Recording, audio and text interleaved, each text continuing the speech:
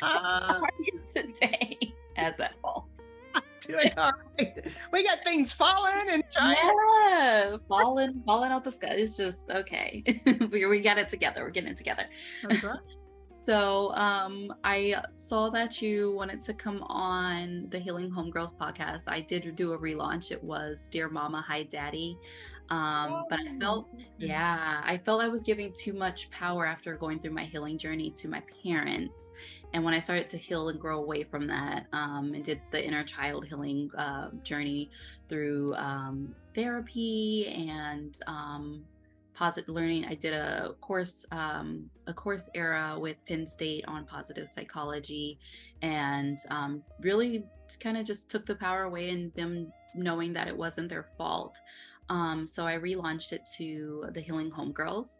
Okay. To spread just awareness within the Black, Brown, Indigenous community, and just really women in general can be as diverse. It's not just I just can identify as a woman of color. Yeah. So that's, but anyone is welcome. But do you have any advice for people out there that are starting their healing journey? And what would you like to share in your profession that you see often? The first questions that when people want to start the healing, like how do we start? How does one start that journey? Yeah, sure. Well, there's a couple of things that I always make sure that people understand. Is number one, you have to be aware that healing needs to happen. We react in a certain way, we feel certain ways, and we don't always know why. Yes. We don't know why. Why am I doing this? Why am I so triggered? And taking that self-assessment and really thinking about why, asking the question, because we cannot fix what we do not acknowledge. We cannot heal what we do not accept that happen or exist. And then the second thing that I want people to understand that is really important is that you don't have to have experienced trauma. Meaning, doesn't mean you came from immature parents, doesn't mean that you were not, doesn't mean you had to have been in narcissistic relationships. That's not what it means to heal the inner child. It could have been someone in the playground when you were 5 years old that pushed you down and called you ugly. And you internalize that, I'm ugly. And so in your environment, you found ways to make it true. And that is one thing that I'm really adamant to let people know, that it's not necessarily trauma. For something to be trauma, there are some requirements that it needs to have. One, your coping mechanisms have to have not worked. Two, those who were meant to protect you let you down. Three, you feel like your life was threatened. And number four, you feel alone. Those are the four aspects of trauma. Now, another thing we run into is when people say, I have a good life. I had a good childhood. Things going well. I mean, what? And then you got the guilt of feeling bad. Like there's something missing in my life. I don't know, but who am I to complain? So when the inner child is needing to be set free, because that's what we really do, we set him or her free, it doesn't necessarily have to be, oh, I had a horrible life. For me, for example, if you ask me about my childhood, I would say I had a great childhood. Because I had, even though my parents were divorced, I had loving parents. And if you ask me that, I would say that. But when I was 2 years old, I had an incident because we lived in a small home and there was only 3 bedrooms in our home. And there were 6 kids, if you can imagine, 6 kids, 2 parents in this home. I'm the youngest of 6. I didn't have a place for my own, to call my own. I didn't have a bed. I didn't have a crib. There was nothing to identify me as an individual. When I was about 2 years old, I was told to leave my parents' room because that's where I was most of the time, because my sisters had their room, my brothers had their room. And when I left my parents' room, I go to my sister's room and they tell me to get out. I go to my brother's room, they tell me to get out. I am about 2-3 years old. I'm still in diapers. I remember it. That was my first feeling of abandonment and not being worthy. Wow. And I sat by my parents' door because I didn't know what else to do. I sat there as a toddler. My parents didn't know I was there. And that little girl sat by her parents' door for over 50 years. How did she show up in my relationships? How did she show up? Meeting men that wouldn't commit to me, because who wants me anyway, right? In and out of relationships, being sexually promiscuous because I was molested from the age of 5 until the age of 13, which I didn't even know because I was groomed so well that it was a bad thing. I had no idea. So how did that show up in my life? Sex was a tool to get people to like me. I would give them my body. So it doesn't have to be something tragic in your life for that inner child to need to be set free. Yeah. Wow. Your story. I'm sorry that happened to you, but I'm glad you grew and took your pain and made it something business, and that can fulfill you in your business by helping others. Truly, that's amazing. Wow. How does one, when you when you were abandoned from that abandonment feeling and the hypersexuality, and how did that come out in relationships? When did you notice that, hey, I needed help, and what steps did you take to get help yourself? Sure.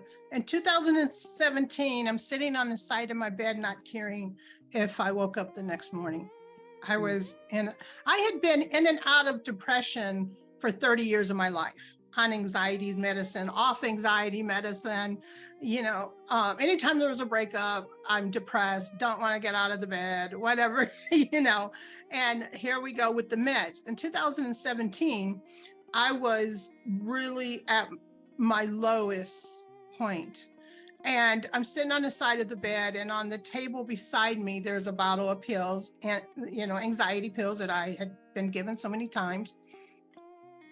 And I looked at those pills, and it was as though it wasn't even me that was doing this.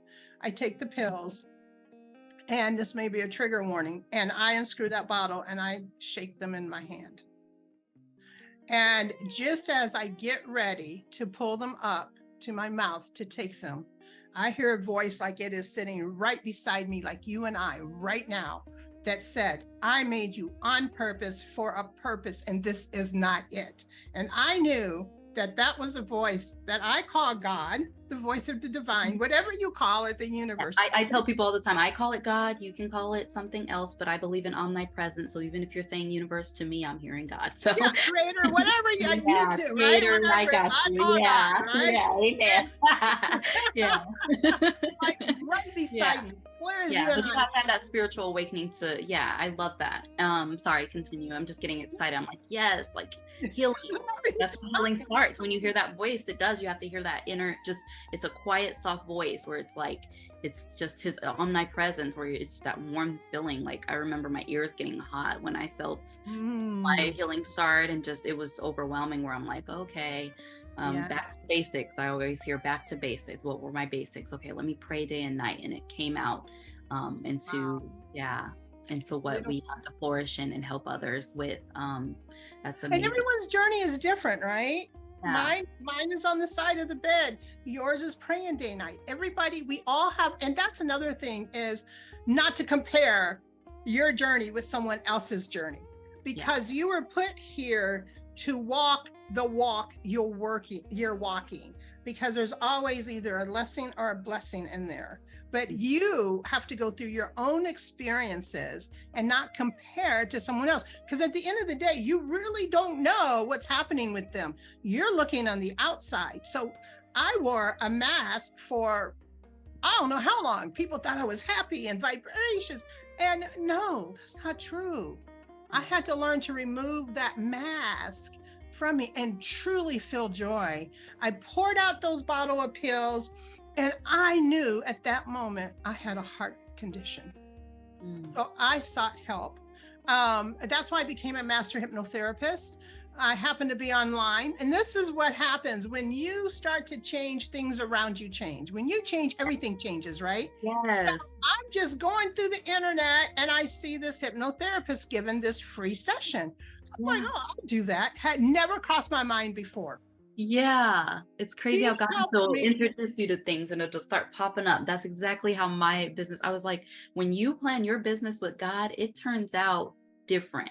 Something about Yes. it, it just starts going in a flow where I'm not even meaning to do anything. It's just coming. And I just have to accept the saying yes, yes, yes to this Yes. opportunity. That Yeah, just whisper, accept it. right? Yes. Listening to that Yes. whisper. Yes. And I got help and I'm like, wow, there's so many people out here suffering. Yes. And I was so interested in the mind and what the mind can do, the healing power that we're the best pharmaceutical out there, our own mind, our own self. We're building I it. got certified as a master hypnotherapy, and I'm an international practitioner of holistic medicine, and I just all kinds of things. Because I'm thinking I want to be able to help people. I want to be able to, and that's how I became the heart healer. Yes, I love that. When you in 2017, around when you started your healing, what age were you in that age bracket? I was 55, 56. Do you feel like any other times in your life that you ever heard that voice of, because what I found is like I've heard that voice before, I just never listened. I never was obedient. And once I started to be obedient, that's when everything started to, like you said, like things will pop up, like take this certification, get certified in this. Oh, Yeah. so yeah, it's kind of similar in my practice. I do meditations, Mm. form of hypnotherapy, but I never delved too deep into hypnotherapy. Can you explain more what you do with your clients and how the process works if someone were to click on the link and come to you, and how does that process start? So hypnotherapy is just one of the many modalities that I use. I'm also certified in cognitive behavior therapy, life coach, solution-based therapy. So I've got a lot of tools in my belt. That's just one of them. And that's what started it with the hypnotherapy. We have brain states. Right now, you and I are in what's called the beta. That is the awake, the alert state. That's what we are in right now. Mm-hmm. What hypnotherapy does, and even meditation, is it lowers your brain waves and it takes you into alpha. Now, alpha is the learning state. In fact, for the first 180 months of our lives, or from up to about 7-ish or so, we are in the alpha state. Wow. That is why children are sponges. We call it the learning state. That's why children can learn so much so quickly, is because that is where they're at. From alpha, which is typically when you meditate, you go into alpha typically. For hypnotherapy, depending on how deep and what you're doing, you go into theta. Theta is a deeper mindset. So what we do, and then there's delta. Delta is sleep. It's restorative state. That's where your REM is. That's what delta is. So in theta, what we're able to do is to speak directly to the subconscious. So it's a temporary release of what you think is reality. For instance, you and I are on a screen right now.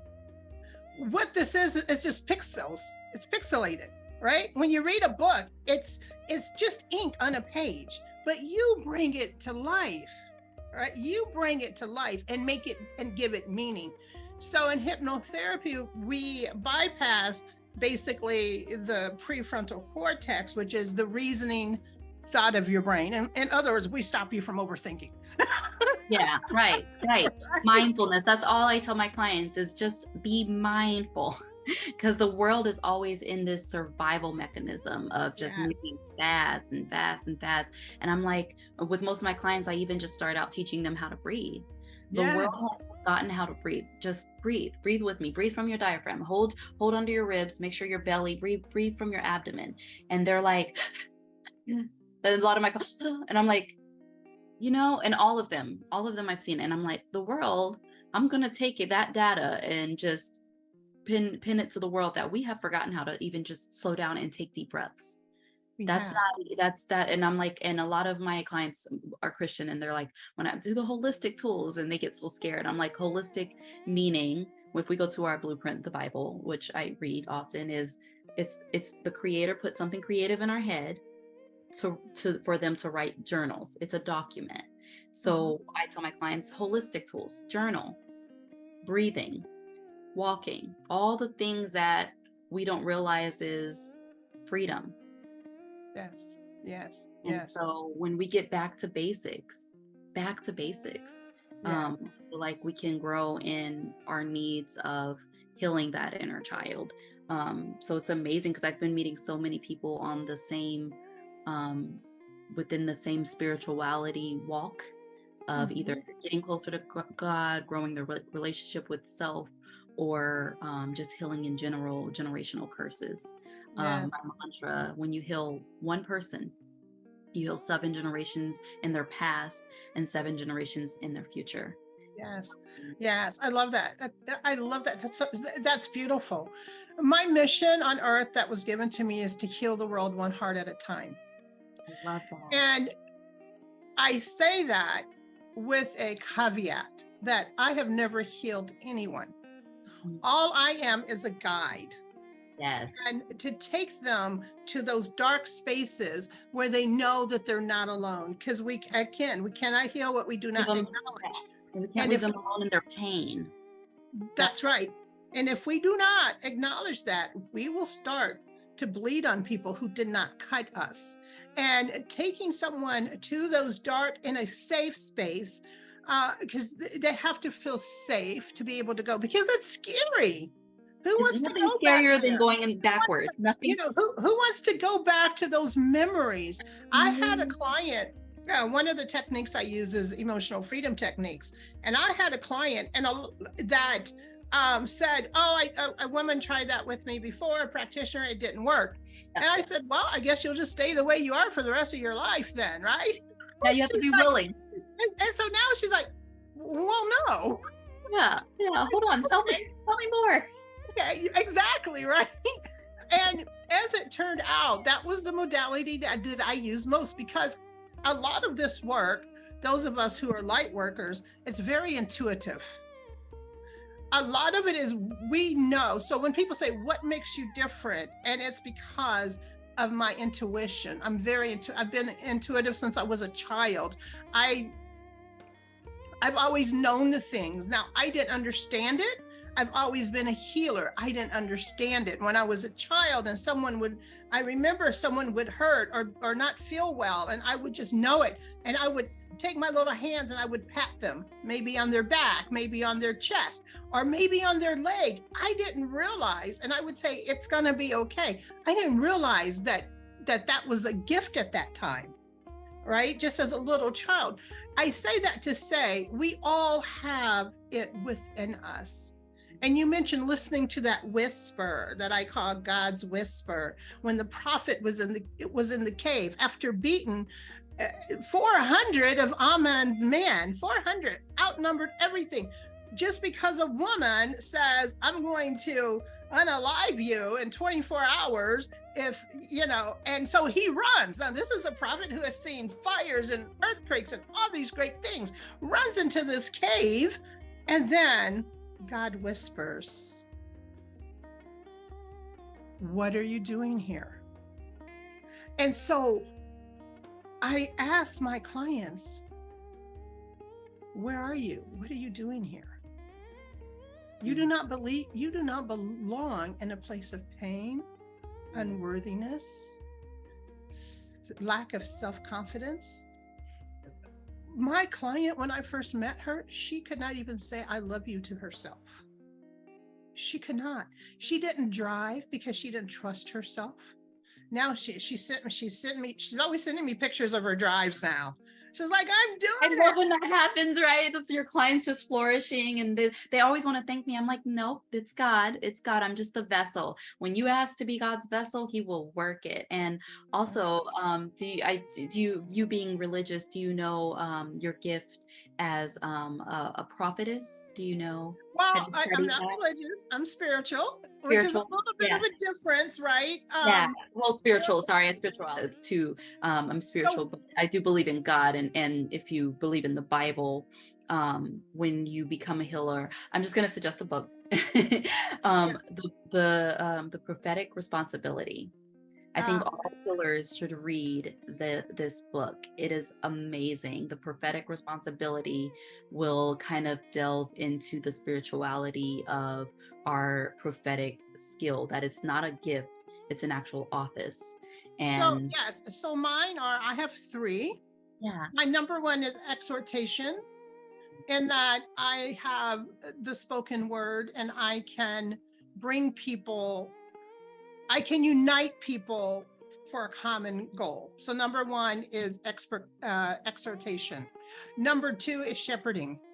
I love And my that. third one is mercy giving, meaning I have the ability to meet people where they are Yes. because I see a piece of me and all that I meet. Everyone, because we all come from the same creator that, again, we call God. We all come. So we are all part of that master's masterpiece. And so those are my three spiritual gifts when it comes to that part of it. Yeah, I love that. I love that. Is there to share as far as the process in which, how do people reach you, contact you, set appointments? How do they go through that process to just start, or um, by Yes. reach? So I'm so easy to find under Just Ask Victoria. You can go to my Instagram. I'm Just Ask Victoria on Instagram. It is an underscore. If you go to Facebook, Just Ask Victoria, you'll find me. LinkedIn is my name, Victoria Finch. So I'm really easy to find online. If you'd like to learn more, you could go to info@Just Ask Victoria, and then you can reach me. You can reach me there as well. And it's really about taking that first step and not beating yourself up because of the way you feel, because you didn't experience trauma as you think someone else is. Just start. If you're feeling some kind of way, if there's something missing, if you're unfulfilled, wherever your station in life, there's something there that needs to be examined. And what I tell everyone, and any show that I do, I want everybody to know that I see you, you matter, and you are enough. Beautiful. You are such a beautiful person. I have so much gratitude that you are on here today to spread your light and in everything that's fulfilling you. You are a beautiful person that has risen up from your pain, and we can now say that it's beautiful. It's beautiful pain. Yes. Thank you. Yes. Yes. Yeah, it's not even pain anymore. It just is at this point. Yeah. Right. I truly believe that my scars have made me whole. And I believe that of anyone. Our scars make us whole. How do you know why, or sorry, I keep going because I'm like, so I'm a nerd for this stuff. Do you know why people would not want to confront their wounds? Lots of reasons. I'll give you two of them. I'll give you two. Number one, they're afraid. They're afraid. Our brain is wired to protect us. And they are so used to being in fight or flight. They are so used to being who they think they are that they're afraid to go back to the dark spaces. Number two, secondary gain. Take, for instance, someone who says, oh, I'm depressed all the time. Because I'm depressed, everyone's taking care of me. I don't have to carpool. On my days, I get waited on hand and foot. People don't bother me. I don't have to take responsibility for the family, and everyone is taking care of me. That's a secondary gain. We see this sometimes with people who get monies, however they get it, disability, whatever. We see that because if your PTSD gets cured, then you no longer get that check. Mm. So that's a secondary gain. So those are the two main reasons. One, fear to go to those dark spaces, and two, there's some secondary gain. Do people most often do you feel that they hear the same voice inside wanting to get help when they come to you, or what encourages people to kind of take that first step other than a spiritual realm? Could it be more mental based or back based, or? Unfortunately, people come to me when they're tired or being sick and tired. They have poured for their cup time and time again. They are depleted, and they have to learn to pour from the saucer and not the cup. And people come to me because they're just tired. I can't keep living like this. I had a client, and because I'm intuitive, I get impressions. I don't know what else to call them. Yeah. And so I see people doing things, like I see them doing things. And I said to her, I see you sitting on the side of the bed every day. She's like, I do. And I said, you're sitting there thinking to yourself, I got to go through this one more day. And it takes every bit of you to get up, because it's just like yesterday. Nothing's going to change. And I want you to know you're brave because you get up every day. And now we are together and things will change. And she starts crying. She's like, how did you know? So I have these things that come to me where I can literally see what the person is doing in their life. And that helps me create that safe space for them. And that helps me to help them want to get out even more. Oh, I love that. I love that. You encourage them. Sorry, let me get this off my screen.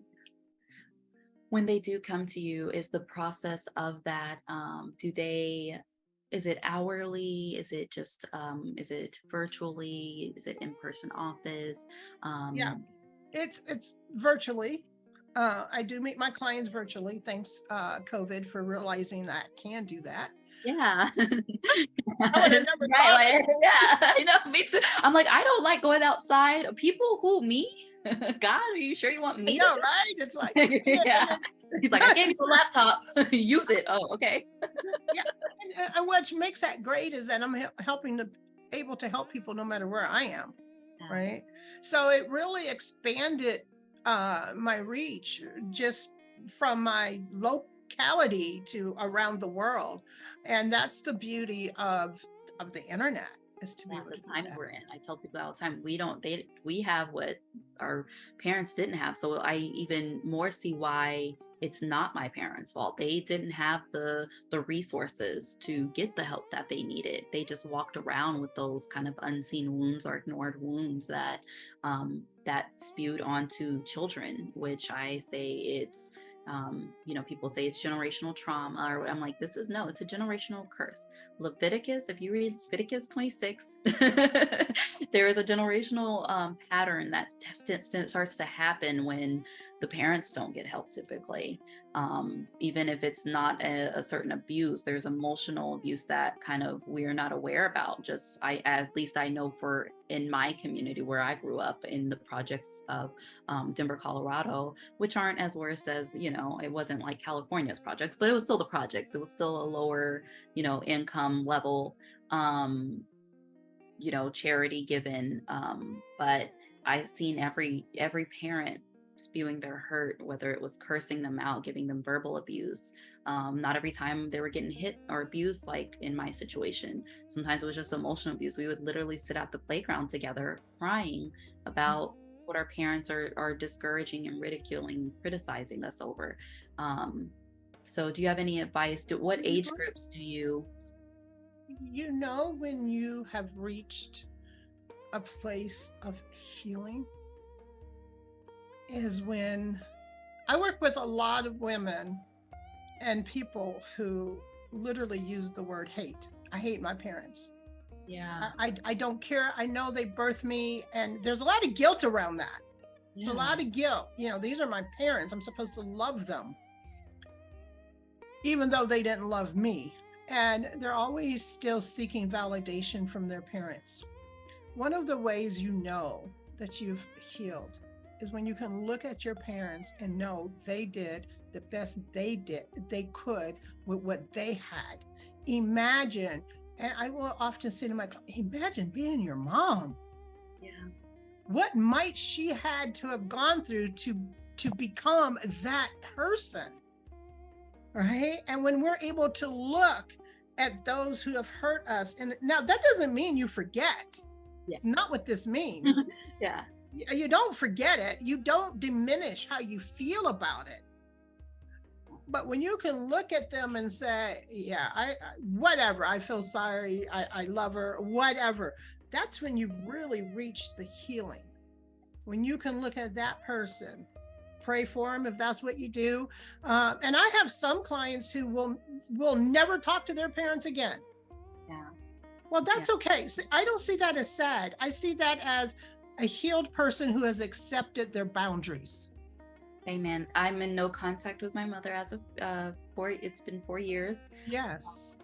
And I needed it to go through my healing process. But I did realize, because healing, I don't think a person also is ever just healed. I say healing is a lifelong journey. It's a lifelong journey because other things come up that you'll need to heal from. And, there's things that happen currently that you just need to kind of make room for so you can dig deep. Mm-hmm. And so it's always a lifelong journey. But I did realize the compassion, when the compassion started to show for my mother, for the guy who raped me, when I started to have compassion for these people that had me in my mind stagnant and stuck in my pain.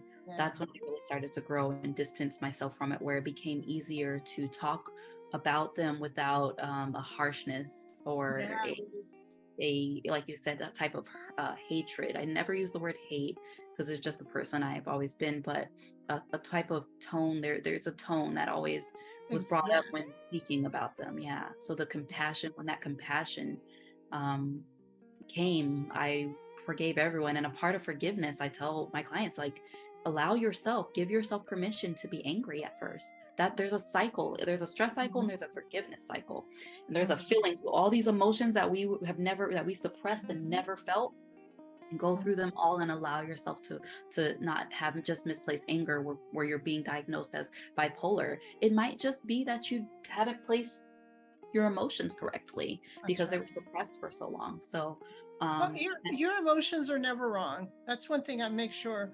And then I want to talk about forgiveness. Yes. You feel what you feel, and you have the right to feel that.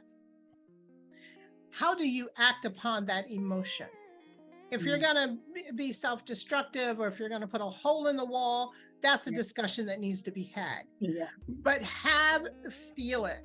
Get all into your feels, because the reason why you are seeking help, the reason why you're sick and tired of being sick and tired, is because you suppressed it for so long.